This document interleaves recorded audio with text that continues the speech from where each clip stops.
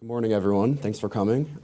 This is my Keystone project called Is What You See, What You Get, and exploring the relationship between viewing condomless anal sex and pornography, condom attitudes, and condomless anal sex among adolescent sexual minority males.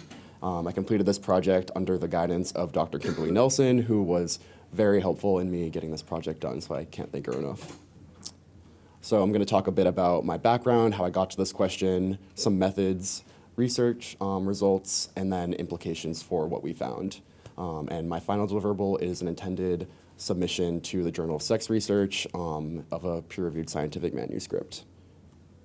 So I became very interested in HIV research, and adolescent sexual minority males are most disproportionately affected by HIV. These youth are 14 to 17 years old, cisgender male, and they self-identify as gay or bisexual, report being sexually attracted to males, or report having voluntary sexual contact with males. This identity is kind of an intersection or combination of behaviors, attractions, and identities. And like I said before, they are most disproportionately affected by HIV and other sexual health outcomes. And this is largely because the state of sex ed in the United States is very inadequate, both for these youth and for youth in general. So they do lack access to relevant sex education, and often turning to peers, parents, and pornography for sex education. So there are a lot of potential benefits to using porn for sex education. For these adolescents specifically, it teaches them a lot about their sexual identity, their attractions, and male-male relationships. And these youth also use porn more frequently and earlier than heterosexual adolescents, which is notable. But one downside to this is that pornography often depicts condomless anal sex without addressing possible implications such as HIV or STI transmission.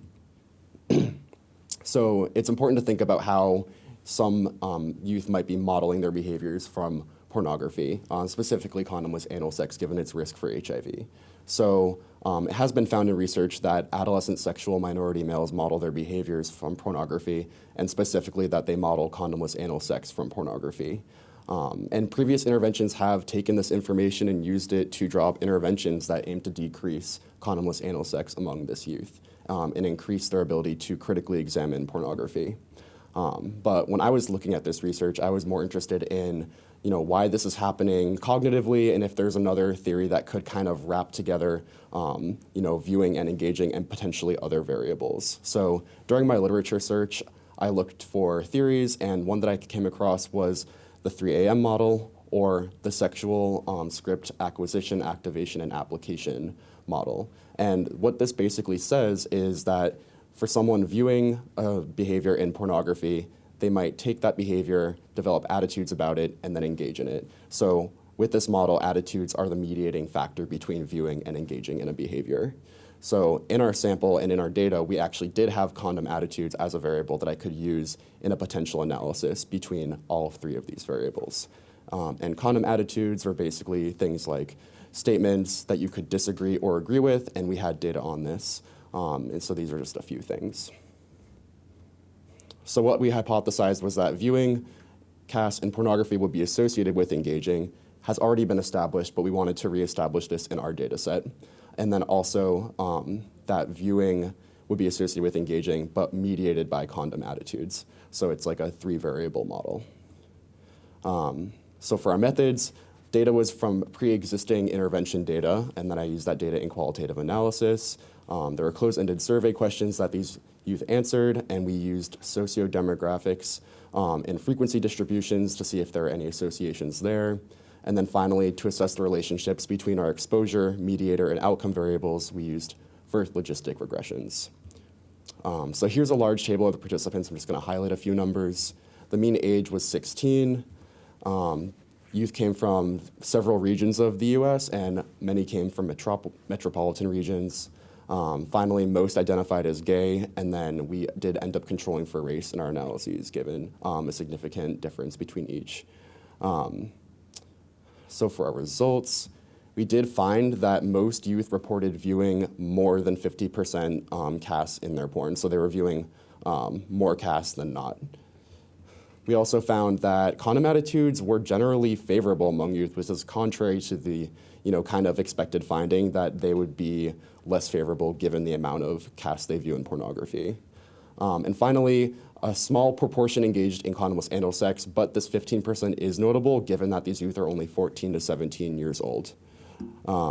So then when we go to our regressions, we kind of looked at different odds ratios between each variable, and these basically tell us how likely it is that they are associated with one another. So first, viewing CAS and pornography was slightly, you'd be slightly more likely to engage in condomless anal sex with that odds ratio of 1.4. If you viewed CAS and pornography, you would not be as likely to hold unfavorable condom attitudes.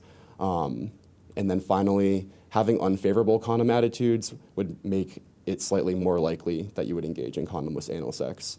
So none of these were significant correlation results, but we did do post-hoc analyses analyzing condom use attitudes as a continuous variable to capture more of the variability within the sample. So when we did this, we found that the odds ratio was actually higher and it was significant. So youth with more unfavorable attitudes were more likely to engage in condomless anal sex. So this actually tells us a lot about, what may be causing condomless anal sex engagement among these youth. It's definitely not pornography, at least to the extent that we thought previously, but it is more important that attitudes are playing a role. So, like I said before, most participants reported viewing CAS, but few held, unfavorable condom attitudes, and few engaged in condomless anal sex relative to the amount of porn they viewed. But this kind of tells us that attitudes might be more important as a point of intervention than pornography itself, and pornography might contribute less to behaviors than we thought, but main takeaway is that attitudes are very important. Some limitations were that the sample is pretty small, it's only 154, so there might want to be larger studies to kind of see if this relationship still holds. And this was also a cross-sectional sample, so we actually can't imply causation between viewing something and then developing attitudes, or viewing something and then engaging in that behavior.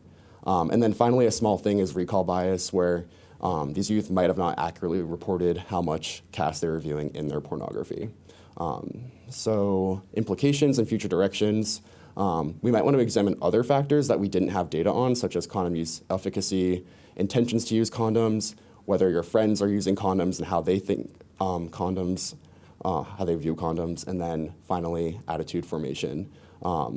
So basically, this information will help us equip adolescent sexual minority males with better skills and information, and hopefully better sexual health outcomes. I want to acknowledge Dr. Nelson once again for helping me with this project, as well as the rest of the team, the Youth Advisory Board, our funding, Kilachand, and also the National LGBTQ Health Conference for accepting this for presentation this summer. Thank you, and I'll take any questions.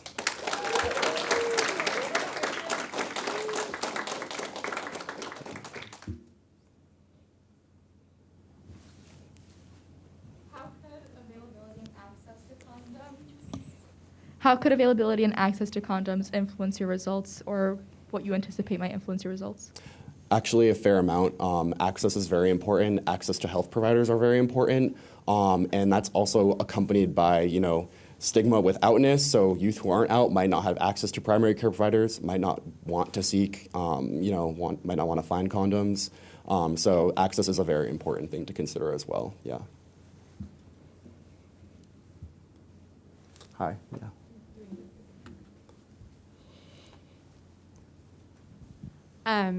Knowing what you know from this research, if you could change something about how sex ed is taught to young people, like around the age of your study participants, what would you change? Oh my God, so much, but definitely like having a less stigma-focused education, less abstinence-based education, and teaching people, more skills and how to do more stuff. More skills around communication specifically, I think, are, really important things to consider, so.